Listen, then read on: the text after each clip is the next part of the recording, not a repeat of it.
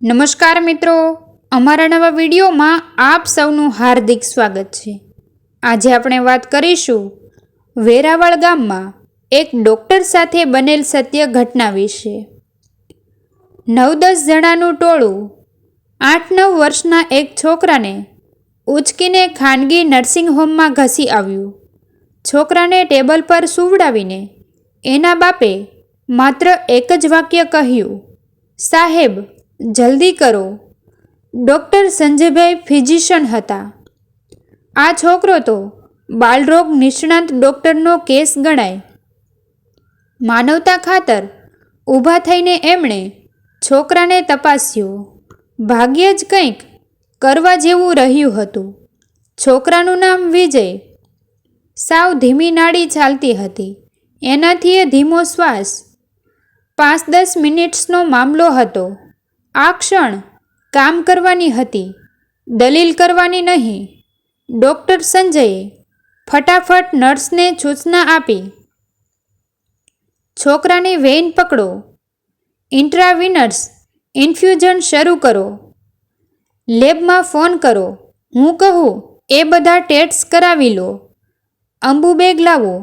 અંબુબેગ એ એક વિશેષ પ્રકારની રબરની બેગ જેવી કોથળી હોય છે, જેને 2 હાથ વડે દબાવવાથી દર્દીના ફેફસામાં હવા ભરી શકાય છે, પણ એના માટે ઇન્ટ્યુબેશન કરતાં આવડવું જોઈએ। આ કામ માત્ર એનેસ્થેટિસ્ટને જ આવડે, ફિઝિશિયનને ન આવડે। સદભાગ્યે ડૉક્ટર સંજયે મેડિસિન વિષયમાં પોસ્ટ ગ્રેજ્યુએશન કરતાં પહેલાં 6 મહિનાની ટર્મ એનેસ્થેસિયામાં કરી હતી। છોકરાનું આ ભારે મોટું સદભાગ્ય કહેવાય, નહીંતર એની સ્થિતિ એવી હતી કે એનેસ્થેટિસ આવે તે પહેલાં જ તે ખેર કૃત્રિમ શ્વાસોશ્વાસથી તેને પ્રાણવાયુ મળતો શરૂ થઈ ગયો। ડૉક્ટર સંજયને હવે એના સગાઓ જોડે વાત કરવાનો અને નિદાન માટે વિચારવા જેટલો સમય મળી ગયો। વેરાવળ પાસેના ગામડામાં રહેતો વિજય ગરીબ મા બાપનો દીકરો હતો। ખેતીકામ કરતા અને ઝૂંપડીમાં રહેતા મા બાપ તો વહેલો દીકરો નહીં બચે એ કલ્પના માત્રથી જ ભાંગી પડ્યા હતા। વિજયને તાવ, ઈજા કે ખેંચ જેવી કોઈ હિસ્ટ્રી ન હતી। બાપે કહ્યું, આજે સવારે ઉઠીને એમણે માત્ર એટલું જ કીધું કે એના પેટમાં કંઈક થાય છે, પછી તે તરત જ બેભાન થઈ ગયો। અમે એને પાટણના એક જનરલ પ્રેક્ટિશનર પાસે લઈ ગયા।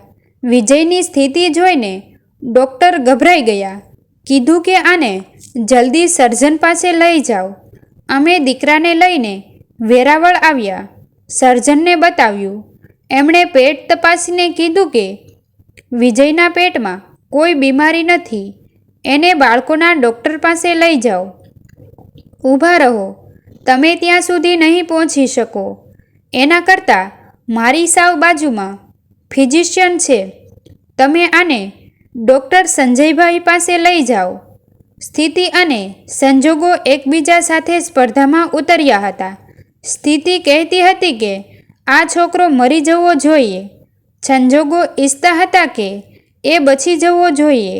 સ્થિતિ અને સંજોગોના જંગમાં વચ્ચે સમય ઊભો હતો। જે થોડોક સમય મળ્યો એમાં ડૉક્ટર નિદાન શોધવા માટે બેઠા। પહેલો વિચાર સર્પદંશનો આવી ગયો। એમણે વિજયના માથાથી લઈને પગના અંગૂઠા સુધી ઝીણવટભરી નજર ફેરવી લીધી। ક્યાંય સર્પદંશના નિશાન જોવા ન મળ્યા।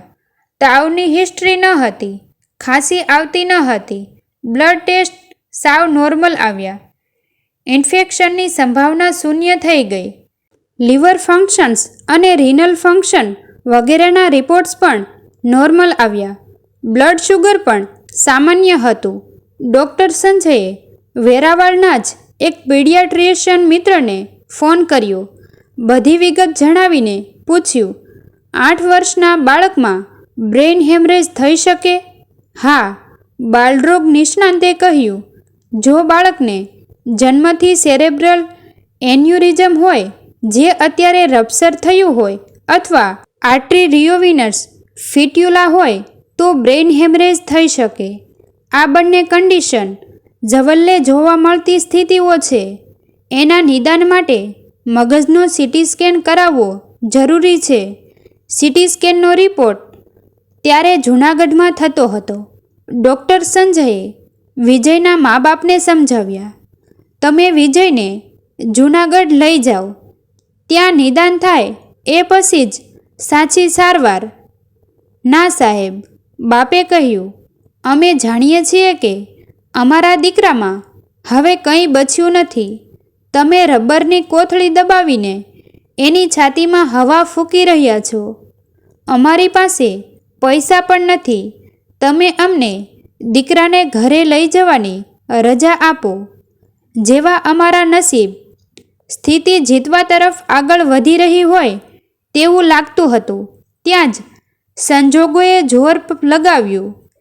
ડૉક્ટર અને વિજયના મા બાપ જ્યારે ઉપરનો સંવાદ કરી રહ્યા હતા ત્યારે ત્યાં બીજા દર્દીને જોવા માટે આવેલા 4-5 જુવાનીઓ ઊભા હતા. એમણે ડૉક્ટરને પૂછ્યું કે મામલો શું છે. ડૉક્ટરે વિગત જણાવી એટલે જુવાનિયાઓ બોલી ઉઠ્યા, આ છોકરાની જવાબદારી હવે અમારા માથે.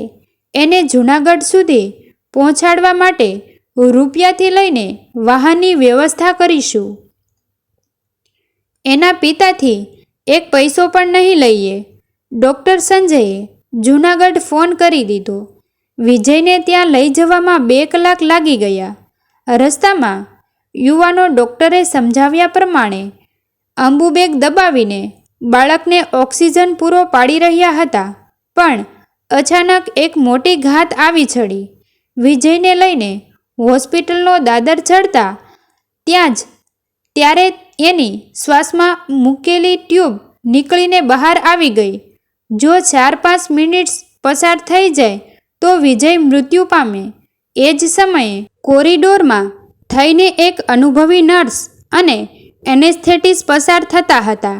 નર્સની નજર પડી કે તરત જ તેણે એનેસ્થેટિસ્ટનું ધ્યાન દોર્યું. ડૉક્ટરે ક્ષણનાયક વિલંબ વગર પાછું ઇન્ટ્યુબેશન કરી દીધું. સ્થિતિ પરાજિત થઈ. સંજોગો જીત્યા. સીટી સ્કેનનો રિપોર્ટ નોર્મલ આવ્યો. જૂનાગઢના બાળરોગ નિષ્ણાંતે ડૉક્ટર સંજયને ફોન કર્યો. વિજયની જે પણ તપાસ કરીએ છીએ એનો રિપોર્ટ નોર્મલ મળે છે. હવે શું કરીશું?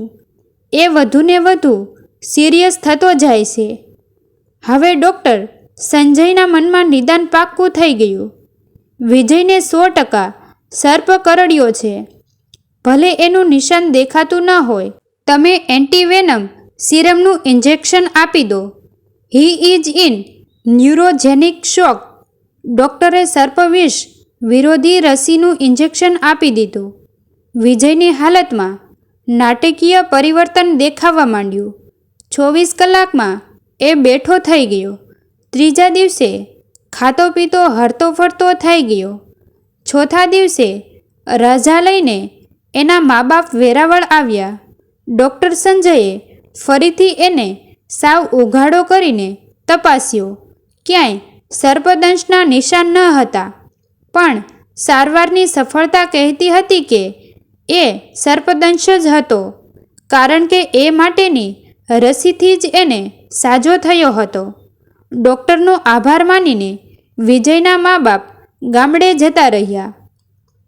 બીજા 3 દિવસ પછી વિજયને લઈને એના પિતા પાછા ડૉક્ટર સંજય પાસે આવ્યા. વિજયને જમણો પગ ઊંચો કરીને પીંડી બતાવીને એ બોલ્યા, સાહેબ, વિજયને પગની પીંડીએ ચામડી ઉપર કાળું છમકું પડી ગયું છે. જુઓ અહીં. ડૉક્ટર સંજયે જોયું. સર્પદંશનું સરનામું મળી ગયું. આ જગ્યા બહુ ઓછી જોવા મળે છે. વિજયનો પગ બરાબર સાપની ફેણ ઉપર પડી ગયો હશે. સાપે પગની પીંડીમાં ઝેર ઠાલવી દીધું હશે. મિત્રો, આવા જ જીવન ઉપયોગી અને જીવનમાં કંઈક આગળ લાવે તેવા વિડીયો તથા નવું શીખવા મળે તેવા હૃદયસ્પર્શી વિડીયો જોવા માટે અને સત્ય ઘટનાઓ જોવા માટે અમારી ચેનલને સબસ્ક્રાઈબ કરો અને લાઈક શેર કરવાનું ભૂલશો નહીં મિત્રો. થેન્ક યુ મિત્રો. મળીએ છીએ એક નવા વિડીયો સાથે. આભાર.